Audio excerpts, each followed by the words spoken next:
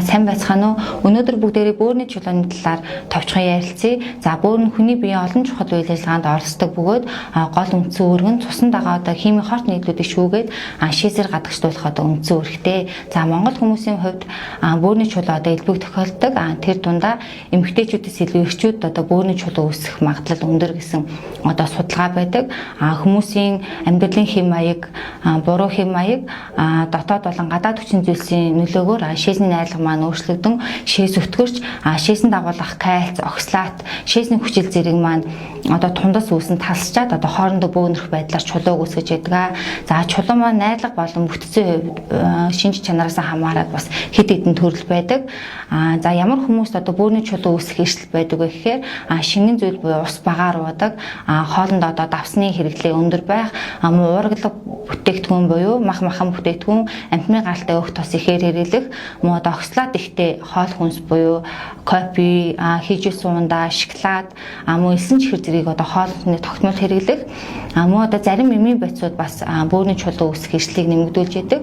Энд нь хүмүүс голцоохон витамин С болон кальцийг өндөр тунгаар эмчийн зааваргүй хэрэглэдэг. Энэ нь бөөрийн чулуу үүсэх эрсдлийг нэмэгдүүлж яадаг. Жингийн илүүд удаан хугацаагаар шээсээ барьдаг хүмүүс бусад бодисын солилцоо болон удамшил зэрэг нь нөлөөлж байдаг. За бөөрийн чулуу үүссэн үед илрэг шинж тэмдэг нь чулуу маань хэрвээ жижиг тохиолдолд бараг шинж тэмдэг илэрдэггүй. Хэрвээ чулуу маань том тохиолдолд зарим тохиолдолд уус нураагаар өвдөх, шээсэнд цус илрэх байдлаар шинж тэмдэг өгч болно.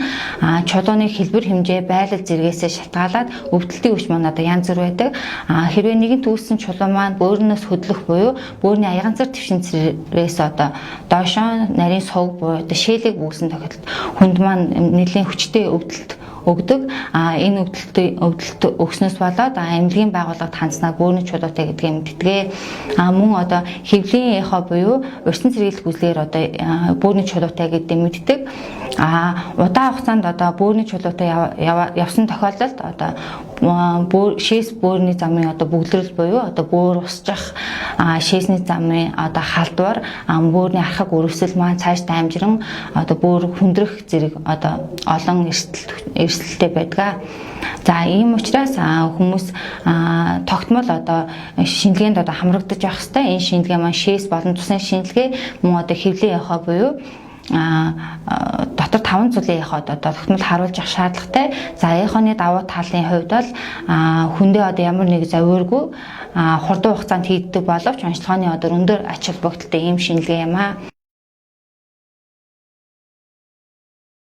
За урьдчилан сэргийлэх бөөрийн чулуу үүсгээс урьдчилан сэргийлэхийн тулд дээр дурдсан нөлөөлөх хүчин зүйлийг багасгах, үүнд насанд хүрсэн хүн маань хоногт 2-оос 2.5 3 литр хүртэл шингэн зүйл уух, давсны хэрэглээ болон амтны гаралтай өөх тос махан бүтээгдэхүүний хэрэглээг багасгах, тогтмол дасгал хөдөлгөөн хийж байх, мөн урьдчилан сэргийлэх үзлэгт тогтмол хамрагдах хэрэгтэй.